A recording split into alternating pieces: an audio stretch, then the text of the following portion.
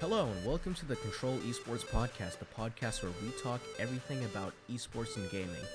Today, Lunam Chris is not here, but we got another Chris as a guest on the podcast. So I'm just going to let you introduce yourself, talk about what you do, and some of the events that you host. So basically, I am a student at Shenandoah University. We just introduced our new esports major with the management side, a social media side, and a science side. So it's going to be the first big major for the esports community. So basically, I'm a student there. I am the founder of the esports club, who has 100+ members. We run events on the daily. So we have an event actually coming up next month, April 27th and April 28th. We're running a Rocket League, Overwatch, and League of Legends event in 2 days, and it's going to be a huge LAN event. I am locally from Loudoun County, and I'm actually going to be the first major out of Shenandoah University's esports management degree. I play on the Rocket League team there. I am the captain. I actually do play on the League of Legends team too. The Rocket League's team is pretty successful. Everyone else is still building because we are a first year program, but I think that wraps it up. Okay, so at your university, you guys have started up an actual esports program where you have different teams, and do you host the leagues on behalf of the university, or is that completely separate? So actually, this year we just got permission to run Virginia High School League. So every league or every high school league in Virginia will be actually ran through us now, starting next year, which is crazy. But other than that, we have our team and we play through something called NACE right now.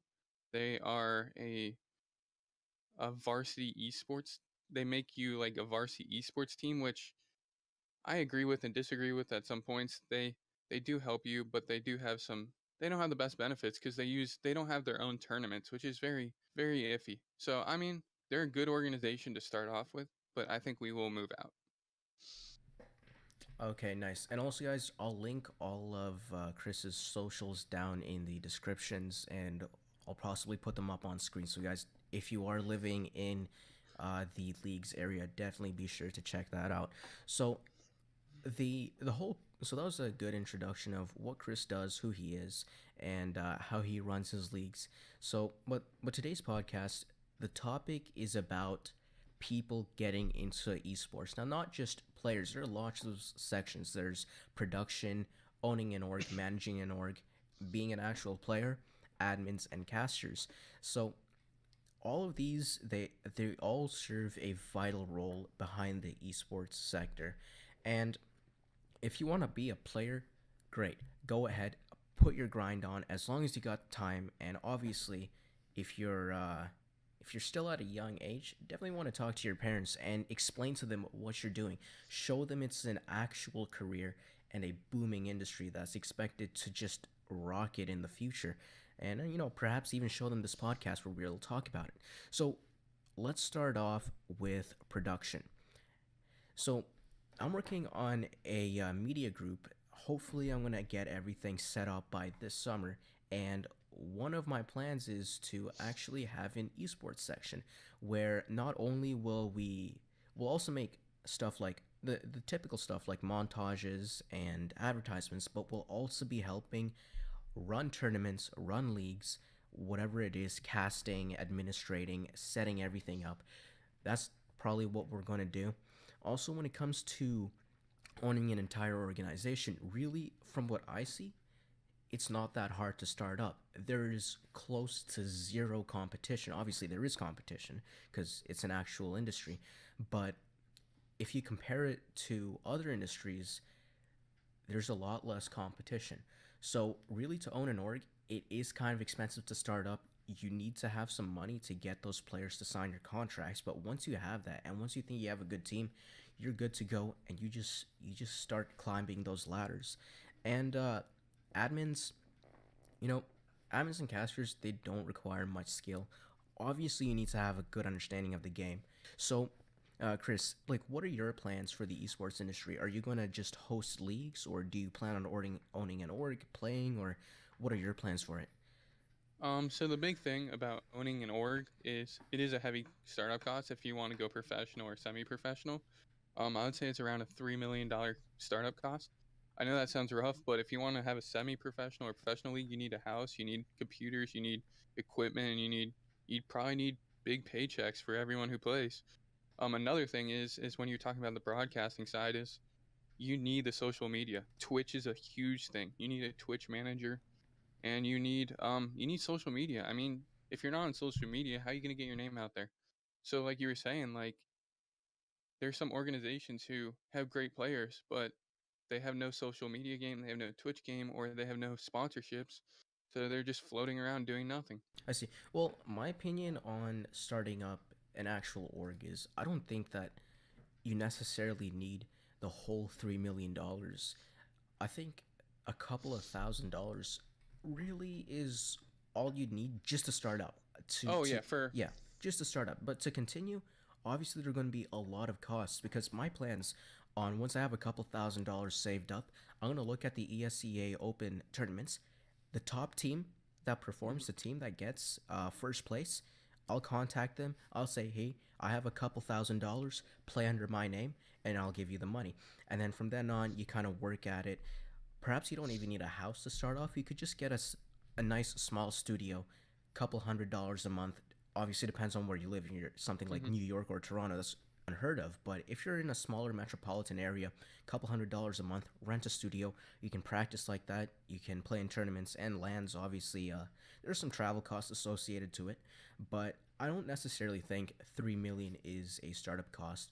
More so, maybe $5,000 to $6,000. Not saying that's a small amount; it's a big amount, but mhm. it's manageable. It's definitely manageable. Yeah, so I was talking a semi-professional league or a professional league. So from your understanding, yeah, we started off our actual college on a $8,000 budget. So about 3 grand goes to making a logo. You need a graphic designer, which is about a couple $100 per thing you need. Staff, not too cheap, but I mean, you can get together with a bunch of friends and you can just make a team for free. I mean, if everyone has their own computer, I mean, all these events are online these days. And like, as you see in Rocket League, there's qualifiers for the big leagues that anyone can play in. So, I mean, anyone can put their name out there with just a computer. I mean, it's not that hard these days, but if you want a professional organization, you're going to need to put some money behind it and you're going to need some sponsors. I thought this opportunity of making an esports career is huge because it's $1 billion industry now, which is huge. I mean, just tell your parents that. And that's how I got my parents into the esports thing is you just say money. And I think your parents will budge up and say, "Oh, I did not see that." That's definitely a big part. If you are wanting to get into the esports industry, whether it's being a player or something else, tell your parents big money. Show them the charts of the huge exponential growth that's happened since 2015. Now let's talk about the different esports that people are able to get in. Now I remember that I can't find the exact link to the article at the moment, but hopefully when I release the podcast, I'll have it down in the description too and on screen. Is Psyonix said they want Rocket League to be the biggest esport in the world. Now we're gonna compare Rocket League to a couple different MOBAs and first-person shooters. So starting off, Rocket League is super family friendly. Okay, there are literally no ratings. The only violence in there is, I don't know, car demolitions, and I don't even think that counts. And it's self-explanatory. It's car soccer. If it's airing on TV and someone turns on their TV and they open up the stream, they'll understand exactly what's going on. There are cars flying around, driving around, trying to hit a ball in a net. There's not much to understand of it. And then if you look at MOBAs, I'll actually let you take off on this in a bit. Is you need quite a decent amount of knowledge in the game because when I opened up a league tournament, all I saw was a bunch of people spamming their keyboards trying to break an object. So yeah, I'm gonna talk about something real quick before I get into MOBAs. If you haven't heard, the Olympics has been thinking about getting into esports. I know China's games has got into it and stuff like that. The big thing is Rocket League's gonna jump the curb just due to it's easy to understand and it's family friendly. Where CS:GO, it's easy to understand, but it isn't the family friendly. So that's where I think Rocket League's gonna jump over everything. And yeah, MOBAs is it's very difficult to understand. League has about 128 characters, that all have about 4 to 6 different abilities. So, I mean, if you don't play the game, I don't think you're going to catch it. So, if you're watching something like the Olympics for the first time and you're saying, oh, look at this esports game, I don't think anyone's going to understand League of Legends unless you played it. So, I think Rocket League is the right fit for the future, unless a new game comes out like that. On the topic of first person shooters, really the only downside to them is they're not so family friendly. Now Fortnite, ever since Fortnite esports have come out, they've been relatively family friendly just because of the game's rating and the cartoonish graphics, and I think just because of that, Fortnite esports may go somewhere. Me personally, I don't enjoy the game. I hate playing the game. It's just terrible. But but watching Fortnite tournaments, it's actually pretty fun. I don't really know why, but I was watching the Katowice Royale earlier.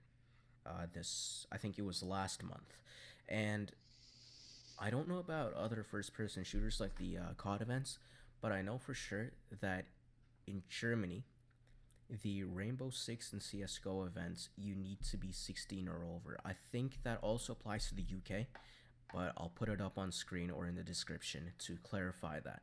So, yeah, those are the different esports. I think Rocket League has the biggest potential, and Sonics was definitely right. Also, if you are trying to get into esports as a player, you need to be the best of the best. It's going to be a huge industry with many spots on different teams, but just like traditional sports, you need to be the best. It's so saturated that if you're not the best, you have absolutely no chance. It's like Chris's analogy with the NFL. You might be you might be getting out of high school, going into college, thinking you're amazing at the sport, and time comes to college, you've noticed that all these other people are really good, and your dreams for the NFL might not be realistic. Same applies to really any sport, NBA, MLS, FIFA. You gotta be the best of the best. So I think that kind of wraps up this section. Hopefully, I'm going to get another professional player to talk more details about what they did to get into the sector. But I think that should wrap it up for now. Guys, be sure to subscribe on YouTube, follow us on SoundCloud, and follow our Twitter.